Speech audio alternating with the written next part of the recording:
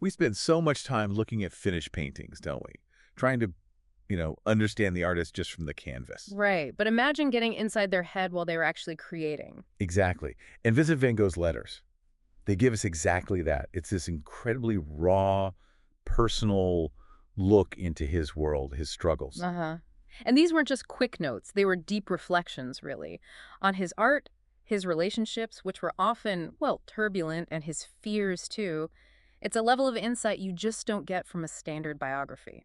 And that's what we're doing today, a deep dive into a really specific, crucial time frame in those letters. We're talking roughly 1882 to 1884. Yeah, this was a period of huge change for him, personally, yes, but also artistically, a real turning point. You can feel the intensity, can't you? He's juggling these difficult family issues, complicated relationships, constant money worries. And all while his own artistic ideas are really starting to crystallize, especially that focus on, ordinary people, peasant life. So our mission here is to dig into these letters, pull out the most revealing bits, some might even surprise you, and basically give you a shortcut to understanding this vital chapter in Van Gogh's journey.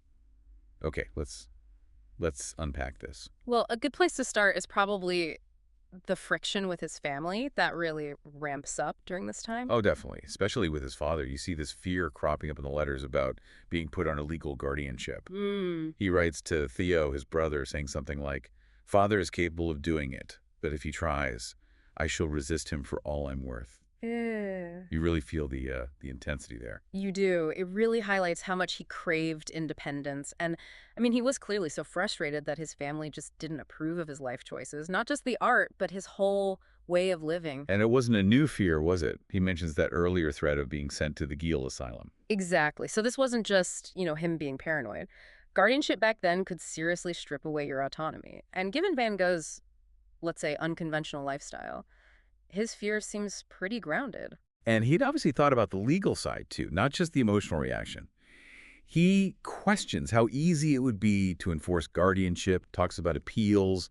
It shows he was really grappling with this threat to his freedom. Yeah, it's fascinating how he approaches it, almost like a legal argument. He even mentions, cases where forced confinement went wrong. There's that striking story about the man who killed his guardian after being unjustly held and got acquitted. Wow. It's quite stark. It shows he knew the stakes and was fiercely protective of his liberty. It really paints a picture, doesn't it? Someone feeling cornered, but just refusing to give in. And arguing his case with, surprisingly, quite a bit of legal awareness. It just underlines that huge gap in understanding between him and his family. Mm-hmm. And then, of course, there's Cian. His relationship with her is, well, central to this period and incredibly complex. Oh, absolutely. Clasina Hornick, or Scene, he described her to Theo in such evocative terms, like an ordinary woman of the people who has something of the sublime for me. Sublime. That's a powerful word for someone society might overlook. It is. He even compared her profile to a painting, Lendel's A l'Ange de la Passion. It suggests he saw something, maybe idealized, beyond just her circumstances. But he wasn't naive about her appearance, was he? He acknowledged she was slightly pockmarked and hence no longer beautiful.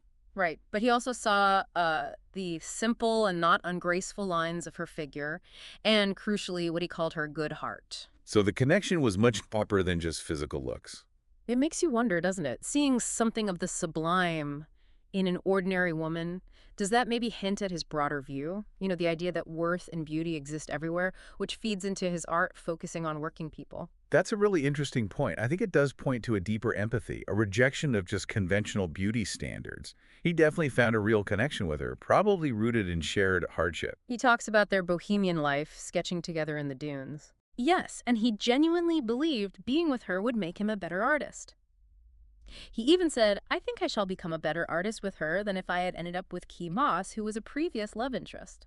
That term bohemian life, it carried specific connotations then, didn't it? Outside the norms, focused on art, often poor. Exactly, which perfectly described their situation. And he pleaded with his family, didn't he? Yeah. Just asking them to leave him and Cian alone, to let him love and care for my poor, weak, overworked little wife as well as my poverty allows. It's quite moving. It really is. You feel his protectiveness. And the letters give these little glimpses into their daily life. Cian going sketching with him, their simple meals, fetching hot water. It paints a picture of a shared struggle. Theo had reservations, though, understandably perhaps. Yes, Vincent acknowledges that Theo thought Cian had basically tricked him, taken advantage. But Vincent defends their bond, doesn't he? He talks about shared unhappiness, mutual support. He does, very powerfully. He writes something like, "She and I are two unhappy people who keep each other company. And that is precisely why unhappiness is making way for happiness. It's about finding solace together." And then the baby arrives. Cian's baby. That seems to have hit him hard, emotionally. Definitely. He compares his feelings to the eternal poetry of Christmas night with the infant in the stable. That's quite a comparison. And hanging a Rembrandt, etching over the cradle, that speaks volumes about the significance he attached to it. A surprising tenderness, maybe. I think so. It shows that capacity for deep feeling, connecting it to these grand artistic and even religious themes. Maybe a symbol of hope for him amidst all the difficulty. They even tried to make a proper home, buying and stuffing mattresses themselves. It shows that shared effort, that desire for some stability. But the challenges just kept coming. Cian's health was clearly very fragile. He mentions a doctor saying she'd been very close to giving up the ghost more than once. She needed rest, fresh air, things hard to come by in their situation. It adds another layer of stress to everything. Sure. It's interesting, though. Later on, after they separated, he still reflects on her and the children with a kind of sadness. It suggests that, despite the difficulties in the end, their relationship really meant something profound to him. It clearly left a mark. Okay, so let's shift gears a bit. Let's talk about his art during this time, his artistic development, his philosophy. This is where you see his core drive. Absolutely. The letters are just full of this relentless dedication. He calls art jealous, says it demands dogged work. This wasn't just a pastime for him. No, it was everything, a mission. And he had such a clear ambition for what he wanted his drawings to do. He wanted them to touch some people, express deep anguish. He actually said he wanted people to look at his work and say, that man feels deeply, that man feels keenly. That's incredibly direct about his intention. It is. He wasn't aiming for just pretty pictures. He wanted real gut-level emotion, connection. From that drove his focus on studying nature, didn't it? He wanted to immerse himself completely in it. Yes, he saw that as the path to capturing that emotional truth.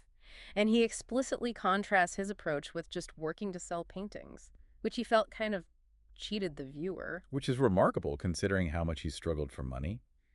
Prioritizing integrity over sales like that.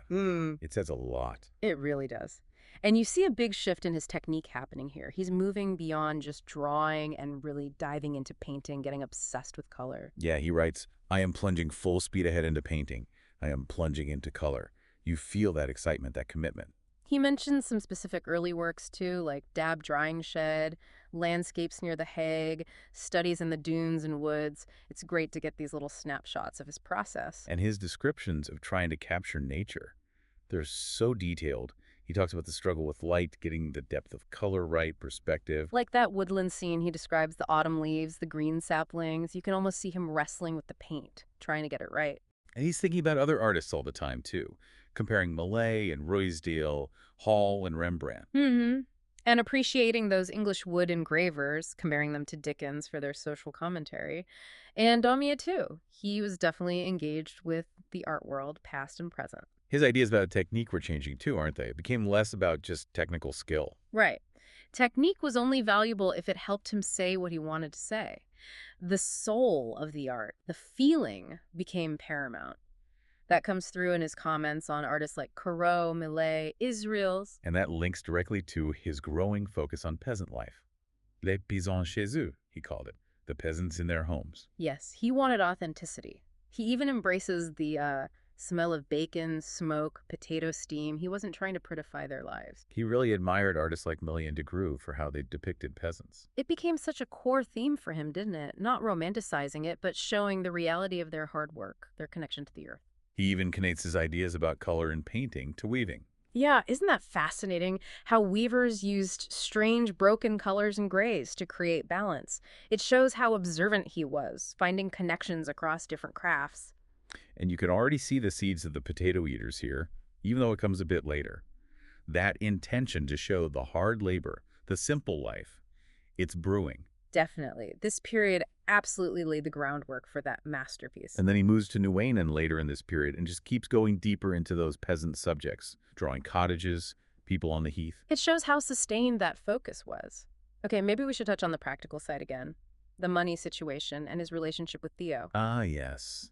The constant elephant in the room, really. His reliance on Theo's money is just undeniable in these letters, and his gratitude is huge. He writes, "Heavens, how grateful I am." He knew how much Theo was doing for him. He even mentions the practicalities, like Theo sending money in 3 installments through the month. It highlights how essential that support was day to day. And Vincent really wanted his work to succeed, partly for Theo's sake, right? So Theo could feel his sacrifice was worth something tangible. Yeah, like validation for Theo's belief in him. And they had that clear agreement, too. The money was essentially payment for the art, giving Theo ownership. That probably gave Vincent a sense of, well, professional dignity, even while being dependent. It formalized it, didn't it? Yeah. Less like charity, more like a commission, in a way. Exactly. Okay, so finally, let's look at some of the broader reflections in these letters. Thoughts on life, mortality. Yeah, you sense him becoming more aware of time passing. He reflects on starting his art career relatively late, which probably fueled that incredible work ethic. There's definitely a sense of urgency, of mortality. He felt he had a limited time. Within a few years, I must have done a certain amount of work. You feel that pressure he put on himself. And what did he want to achieve in that time? To leave a memento, he says, drawings and paintings that showed genuine human feeling. It always comes back to that, doesn't it? Communicating something real, something lasting about being human, not just pretty pictures. His time in Drenthe seems important here, too. He felt a strong connection to the landscape, the people, compared to Corot. Yeah, that raw, sort of desolate landscape seemed to resonate deeply with him. But amidst all this intense focus on work, there's also this profound loneliness that comes through sometimes. That cry of, "Oh God, where's my wife? Oh God, where's my child? Is being alone really living?" It started breaking. Even when he was with Cian, perhaps that deeper sense of isolation lingered. It's a powerful reminder that even someone so driven needs connection. Maybe that ache even fueled the art somehow. Possibly. And he links that personal feeling to bigger ideas, doesn't he? About God, about the importance of not being alone. It feels like a fundamental human need he's wrestling with. So wrapping up this deep dive, what are the main takeaways from looking at Van Gogh through these letters during this 1882-84 period? Well, I think you see incredible resilience, first off. Against hardship, family pressure, financial strain, you see this absolute fierce dedication to his art. Yeah, and you get a much clearer picture of those complex relationships, the tension with his family, the significance of Cian. And crucially, you witness the development of his artistic core, that deep empathy for and focus on the lives of ordinary working people. It really is like opening a window, isn't it? Raw, unfiltered access to the mind of this incredible artist at such a key moment. You feel like you're right there with him. Which leads us to the big question for you listening. How does knowing about these struggles, these evolving ideas, change how you see his paintings? Does understanding the man deepen your appreciation for the art? What part of his story, his own words, resonates most with you? It's definitely worth exploring more of the letters if this has piqued your interest, or looking again at the specific artworks from this period. There's always more to discover. Absolutely.